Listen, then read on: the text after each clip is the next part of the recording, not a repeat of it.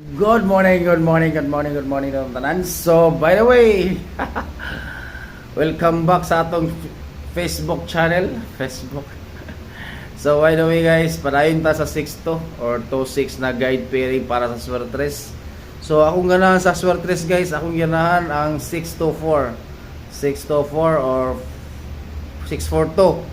So, ganahan lang mo na padayon guys. Sa ganahan lang padayon na. Walay pugsa na ya. Sa ganahan lang, sa ganahan kay paita pa rin wala tayo hatag diri update. So ato yung focus guys 6-2 o 6-2 or 6-2 or 2-6 na guide pair. Isa ka pairing lang na guys, magawas na daw na.